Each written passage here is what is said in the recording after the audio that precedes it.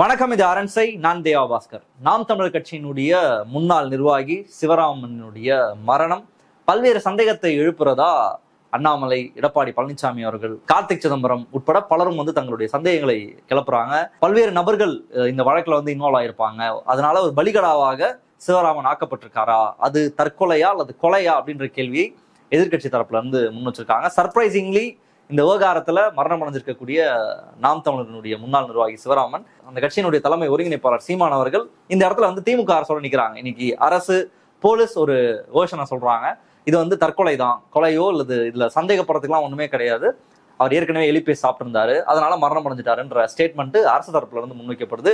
அதை அப்படியே அண்ணன் சீமான் வழிமொழிறாரு. ஆமாம், அதுதான் நடந்திருக்கு, அவங்களுடைய தந்தை மரணம் அப்படின்றது குடிபோதையில வண்டி ஓட்டி அவர் ஆக்சிடென்ட் ஆயிட்டாரு அப்படின்ற ஸ்டேட்மெண்ட்டை அண்ணன் சொல்றாரு. ஸோ பல்வேறு குழப்பங்களை இந்த மரணம் ஏற்படுத்தியிருக்கு, பல சந்தேகங்களை எழுப்பியிருக்கு. இந்த விவகாரத்துல இவ்வளவு நாள் நடந்துட்டு இருக்கக்கூடிய சம்பவங்கள் என்னென்ன அண்ட் இந்த விஷயத்த நாம எப்படி பாக்குறோம் அப்படின்றத இந்த வீடியோல நம்ம பார்க்க போறோம்.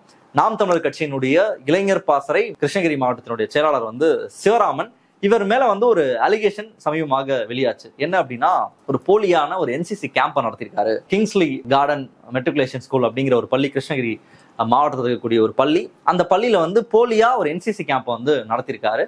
அங்க ஒரு 41 ஸ்டூடெண்ட்ஸ் அந்த என்சிசி கேம்பை அட்டன் பண்ணியிருக்காங்க. அது 17 மாணவிகள். ஆகஸ்ட் 5ல இருந்து ஆகஸ்ட் 9 வரைக்கும் இந்த என்சிசி கேம்ப் நடைபெற்று இருக்கு. இந்த 4 நாட்கள் அங்க இருக்கக்கூடிய மாணவர்கள் அதே பள்ளியில தான் தங்கியிருக்காங்க. அந்த என்சிசி கேம்ப்ல ஒரு பொண்ணு கிட்ட இவர் மிஸ்பிஹேவ் பண்ணியிருக்காரு, பாலியல் வல்லுறவுக்கு உள்ளாக்கி இருக்காருன்ற மாதிரியான அலிகேஷன் அவர் மேல வருது. அவங்க ஒரு 13 வயசு மாணவி, 8ஆம் வகுப்புக்கு படிக்கக்கூடிய ஒரு மாணவி, அவங்களை இவர் அபியூஸ் பண்ணிருக்காரு, ஹராஸ் பண்ணிருக்காருன்ற அலிகேஷன் வருது. எப்படி இந்த நியூஸ் வெளியே வருது அப்படின்னா, அந்த ஸ்கூல்ல அந்த மாணவி கம்ப்ளைண்ட் பண்றாங்க. அந்த பள்ளிக்கூடத்தினுடைய நிர்வாகத்திற்கு இந்த குற்றச்சாட்டு அப்படின்றது போகுது.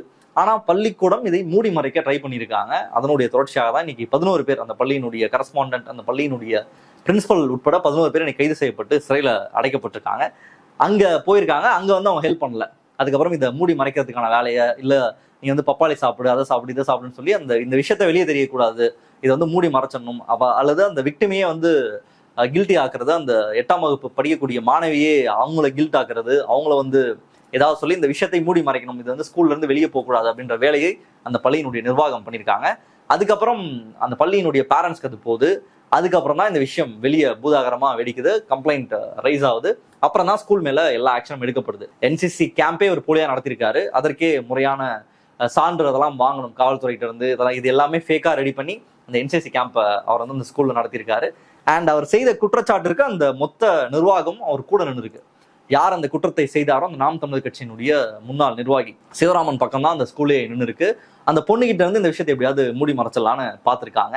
அதுக்கப்புறம் இன்னும் ஜாஸ்தியாக 13 மாணவிகள் பாதிக்கப்பட்டிருக்காங்க. இதை இவங்களாம் வெளியே சொல்லல. அது 13 மாணவிகளை இவர் ஹராஸ் பண்ணியிருக்காரா. ஏன்னா அந்த கேம்ப் அட்டன் பண்ணது மொத்தமா 17 மாணவிகள், 41 ஸ்டூடெண்ட்ஸ் ஆண் பெண் சேர்ந்து, அதுல 17 பெண் மாணவர்கள். இப்போ 13 பேர் அதுல ஹராஸ் பண்ணியிருக்காரு அப்படின்ற அந்த அலிகேஷன் ஒரு பக்கம் ரைஸ் ஆயிருக்கு. அவர் மேல கிரைம் ரேட் ஏறிட்டே போகுது. அதுக்கப்புறம் என்ன ஆகுது அப்படின்னா, வேற இடத்துல இவர் என்சிசி கேம்ப் போட்டாரா, என்னென்ன பண்ணிருக்காரு, ஆளே ஒரு மாதிரி விகாரமா இவருடைய செயல்பாடுகள் இருந்திருக்கு, என்னென்ன விஷயங்கள் இவர் செஞ்சிருக்காருன்னு இவரை தோண்ட ஆரம்பிக்கிறாங்க. ரொம்ப வீரியமாக காவல்துறை இந்த விவகாரத்தை கையில் எடுக்கிறாங்க. ஏன்னா செக்ஷுவல் ஹராஸ்மெண்ட் தொடர்பான அந்த பிரச்சனை உச்சத்துல இருக்குன்னு கூட சொல்லலாம். இன்னைக்கு கொல்கத்தா டாக்டருக்கு நடந்த சம்பவம் அது இந்தியா முழுக்க ஒரு மிகப்பெரிய பதற்றத்தை ஏற்படுத்தினதை நம்ம பார்த்தோம்.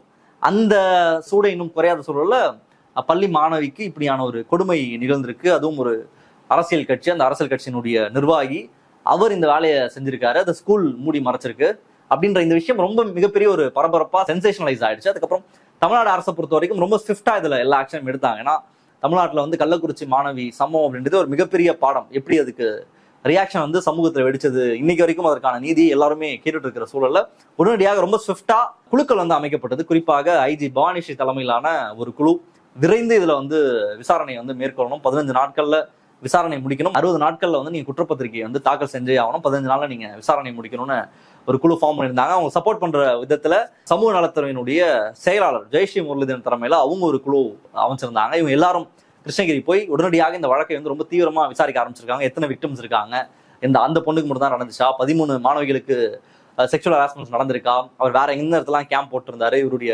நடவடிக்கை என்ன, இந்த விஷயத்துல என்னென்ன நடந்திருக்கு அப்படின்றதை முழுமையாக விசாரிக்க ஒரு சிறப்பு புலனாய்வு குழு அமைக்கப்பட்டிருந்தது தமிழக அரசால. அவங்களுடைய வேலையை அவங்க ரொம்ப சீக்கிரமா ஸ்டார்ட் பண்ண ஆரம்பிச்சிட்டாங்க. கிட்டத்தட்ட இந்தியாவே இந்த மாதிரியான பிரச்சனைகளுக்கு ரொம்ப ஸ்ட்ராங்கா தங்களுடைய எதிர்ப்புகளை பதிவு செஞ்சுட்டு இருக்கிற சூழல்ல ரொம்ப வீரியமாக தமிழ்நாடு அரசு இந்த வழக்கை கையில் எடுத்து விசாரிக்க தொடங்கிட்டாங்க. இப்படி இந்த விசாரணை போயிட்டு இருக்கிற சூழல்ல ஒரு பக்கம் நாம் தமிழர் கட்சி அவரை கட்சியில இருந்து விலக்கிட்டாங்க. கட்சியினுடைய பொறுப்புல இருந்து அவர் விடுவிக்கப்பட்டாரு. அதுக்கப்புறம் அரசு என்ன செய்தோ செய்யட்டும் அப்படின்றத அவங்க சொல்லிட்டாங்க. இப்படி நடந்துட்டு இருக்கு விவகாரம். இந்த சூழல்ல தான் திடீர்னு ஒரு செய்தி நேற்றைய தினம் ஃபிளாஷ் ஆகுது. என்ன அப்படின்னா, சிவராமன் மரணம் அடைஞ்சிட்டாரு அப்படின்ற செய்தி வருது. இதற்கு முன்னாடி சிவராமனுடைய கால் உடஞ்சிருச்சு.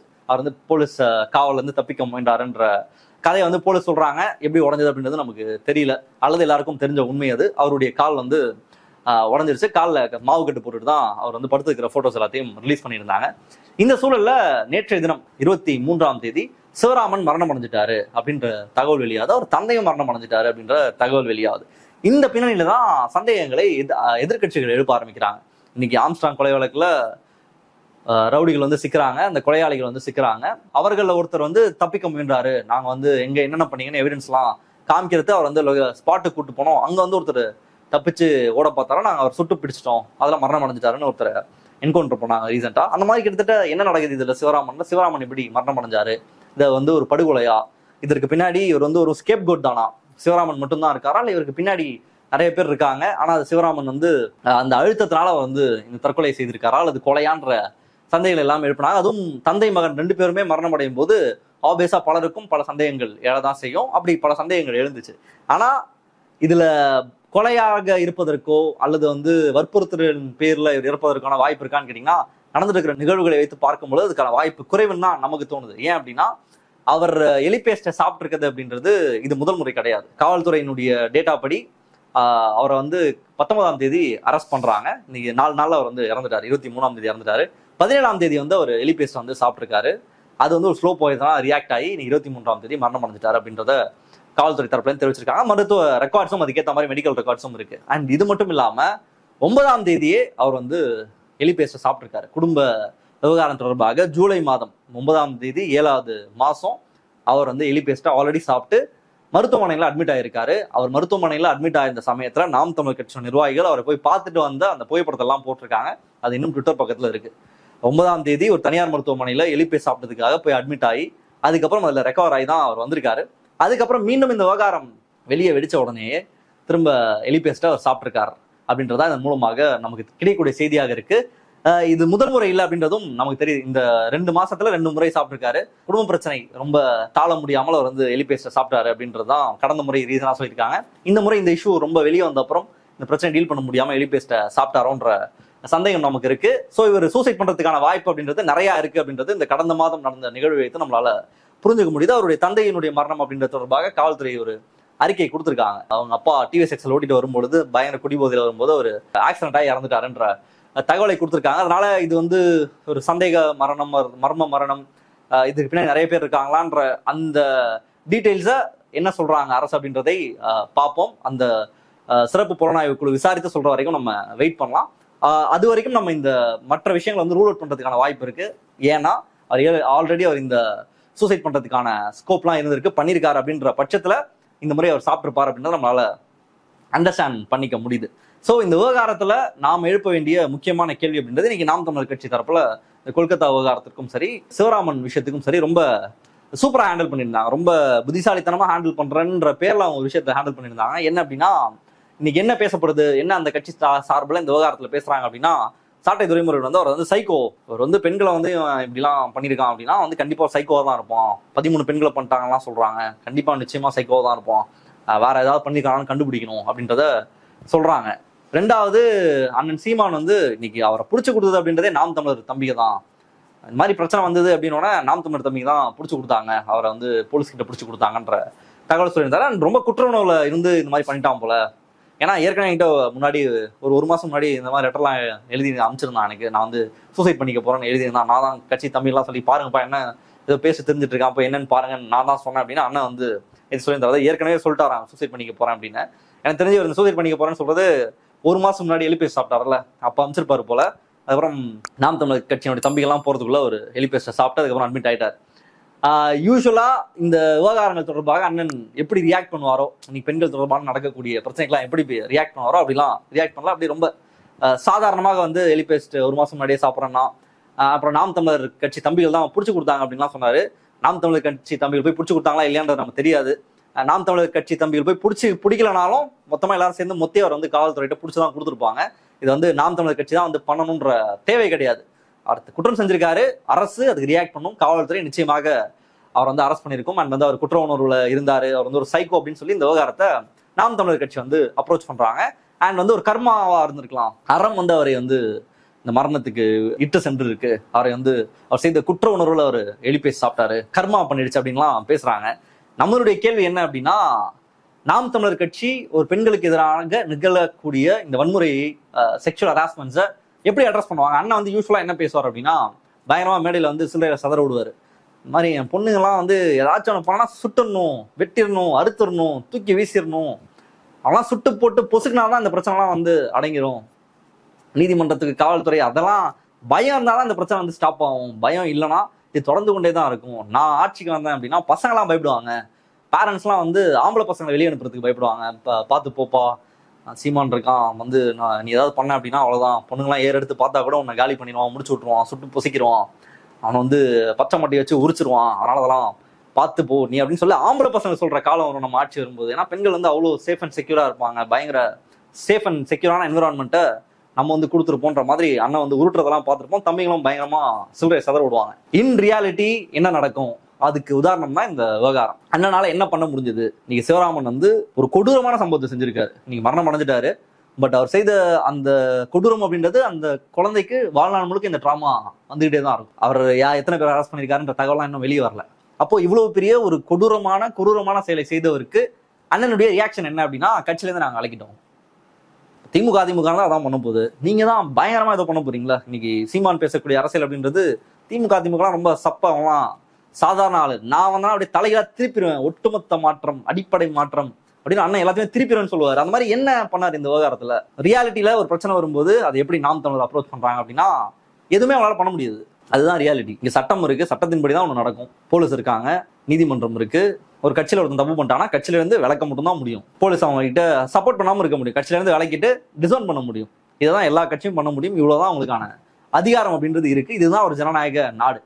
அண்ணா வந்து நான் அப்படியே அறுத்துருவேன், சுற்றுவேன், தள்ளிடுவேன், அப்படியே பிரிச்சிருவேன், அவங்க அப்படியே சுட்டு பொசிக்கிறேன், பச்சை மட்டை வச்சு உரிச்சிருவேன்னு பேசுறதெல்லாம் அவர் வாயிலே எவ்வளோனா வட சொல்லலாம். ரியாலிட்டியில அதெல்லாம் எதுவுமே பண்ண முடியாது. இப்போ வந்து அண்ணன் வந்து இப்போ பெண்கள் பாதுகாப்பு, பெண்களுடைய சேஃப்டிக்கு ஏதாவது ஒரு அச்சுறுத்தல் வந்துட்டா அண்ணன் வந்து அப்படியே பொங்கி எழுந்து வந்து எவ்வளவு பண்ணிருக்கணும். இன்னைக்கு அந்த சிவராமன் செய்த விஷயத்திற்கு சரி, சிவராமன் தப்பு பண்ணிட்டாரு, காவல்துறை அரெஸ்ட் பண்ணிட்டாங்க, பட் நாம் தமிழர் கட்சியில ஒரு தண்டனை கொடுக்கணும்ல. அது என்னவா இருந்திருக்க முடியும்? அண்ணன் போய் சுட்டு பொசிக்கிருக்கலாம்ல, ஏதாவது ஒன்று அப்படியே பயங்கரமா பண்ணிருக்கலாம்ல. போய் சிவராமனை அட்லீஸ்ட் நாம் தமிழர் கட்சியின் நிர்வாகிகள்லாம் சேர்ந்து அவர் அரெஸ்ட் பண்ணி கூட்டு போகும்போது போய் சப்புன்னு அற விட்டு, எப்பரா நீ இப்படி பண்ணலாம், நாம் தமிழர் கட்சியில இருந்துட்டு நீ எப்படி இப்படி ஒரு கேவலமான செயலை செய்யலாம், பெண்களுக்கு எதிராக சேர்ந்து அண்ணனுக்கு எவ்வளவு கோவம் வரும் அப்படின்னு ஒரு 2 அறை. இப்ப நம்ம எந்த இடத்துல என்டார்ஸ் பண்றது கிடையாது, வன்முறை நம்ம என்டார்ஸ் பண்றது கிடையாது. எல்லாத்தையும் சட்ட ரீதியாக தான் அப்ரோச் பண்ண முடியும், நாட்டில் இப்படிதான் செயல்பட முடியும். ரொம்ப குயிக்காலாம் நம்ம உடனடியா எல்லாத்தையும் இன்ஸ்டன்டா ஜஸ்டிஸ்லாம் கொடுக்க முடியாது. இன்ஸ்டன்டா சுடுறது அப்படின்றதெல்லாம் ஏற்றுக்கொள்ள முடியாது. விசாரிச்சுதான் அதுக்கான தண்டனை கொடுக்கணுன்றதான் நம்மளுடைய ஸ்டாண்டா இருக்கு. நம்ம என்னைக்குமே அதை என்டார்ஸ் பண்ண மாட்டோம். ஆனா அண்ணன் வந்து உடனடியா கொடுக்கணும், சுட்டு தள்ளணும், பொசுக்கணும்ன்றார்ல. குறைந்தபட்சம் ஒரு அறை சிவராமனுக்கு, குறைந்தபட்சம் எதிர்ப்பு. அப்போ ரியாலிட்டியில எந்த பிரச்சனை வந்தாலும் அண்ணனுடைய ரியாக்ஷன் அப்படின்றது இவ்வளவுதான். அவரால் எதுவுமே பண்ண முடியாது. அவரால் அதிகபட்சமா செய்ய முடிஞ்சது, கட்சியில இருந்தாங்கன்னா கட்சி நிர்வாகி கட்சியில இருந்து விடுவிக்க முடியும், அந்த பொறுப்புல இருந்து தூக்க முடியும். அவ்வளவுதான் அண்ணால பண்ண முடியும். ஒரு ரியாலிட்டியில ஒரு டைரக்டா ஒரு பெண் பிள்ளைக்கு நடந்த சம்பவத்தையே அண்ணால கேட்க முடியல. இதுதான் ரியாலிட்டி. இதுதான் நாம் தமிழர் கட்சியினுடைய ஒட்டுமொத்த பவரே. அவர் வந்து நான் நெய்தல் படை கட்டுவேன், தலைகிலா திருப்புவேன், பச்சை மட்டையை வச்சு உரிப்பேன் அப்படின்னு சொல்றது எல்லாமே உடான்ஸ் தான். ஸோ அண்ணனை நம்பி சில்லறை சதறிட்டு இருக்கக்கூடிய 2K கிட்ஸ் மற்றும் இன்னும் எளிய தமிழ் பிள்ளைகளுக்கு நம்ம சொல்லக்கூடிய அட்வைஸ் அப்படின்றது, அண்ணனால எதுவுமே பண்ண முடியாது, நாம் தமிழர் கட்சியால எதுவுமே பண்ண முடியாது, அவங்க எதுவும் பண்ணவும் மாட்டாங்க. கடைசி வரைக்கும் உங்களை பிரெயின் வாஷ் பண்ணுவாங்க, உங்களை மேனிபுலேட் பண்ணுவாங்களே தவிர்த்து ரியாலிட்டியில களத்துல அவங்களால ஏதாவது பண்ண முடியுமான்னு கேட்டீங்கன்னா ஒண்ணுமே பண்ண மாட்டாங்க. இந்த விவகாரத்துல குறைந்தபட்சம் அவங்க பேசக்கூடிய விஷயத்துல ஏதாவது செஞ்சிருக்காங்களா? பச்சை மட்டை ட்ரீட்மெண்ட்லாம் அண்ணன் உலகத்தையே பாடம் எடுப்பாரு. முடிஞ்ச அவரை பச்சை மட்டை வச்சு சாத்திருக்கலாம்ல சிவராமனை, இல்லை ஒரு அற விட்டுருக்கலாம்ல, போய் அண்ணா அந்த கோவத்தை காமிச்சிருக்கலாம்ல. ஏதோ ஒரு வகையில இவரே களத்துக்கு போய் கிருஷ்ணகிரிக்கு போய் எப்பரா நீ பண்ணலான்னு அவருக்கு எதிராக ஏதாவது ஒரு விஷயத்த அண்ணன் பண்ணிருக்கலாம்ல. பண்ண முடியும் தானே? ஏன் அண்ணன் பண்ணல அப்படின்னா, அண்ணன் பண்ண மாட்டார் என்னைக்குமே. அவருக்கு பண்ணவும் வராது, பண்ணவும் தெரியாது. அவர் நல்லா தெரியும் அவரால் என்ன பண்ண முடியும்னு. அவர் பேசுறது எல்லாமே உடான்ஸ் தான். அதற்கு ஒரு லைவ் சிறந்த உதாரணம் தான் இந்த விவகாரம். இந்த விவகாரத்துல இப்போது வரைக்கும் காவல்துறை தரப்புல இருந்து சொல்லப்படக்கூடிய செய்திகள் எல்லாமே நம்ம நம்புற மாதிரி தான் இருக்கு. முழுமையாக விசாரணை நடைபெற்று முடிந்தவுடன் அவங்களுடைய அறிக்கையை அவங்க தாக்கல் செய்வாங்க. அப்போ என்னென்ன விவகாரம் வெளியே வருது அப்படின்றத நம்ம பொறுத்திருந்து பார்ப்போம். இந்த விவகாரத்துல உங்களுடைய பார்வை என்ன அப்படின்றத கமெண்ட்ல போடுங்க. மற்றவர்கள் சந்திப்போம். நன்றி, வணக்கம்.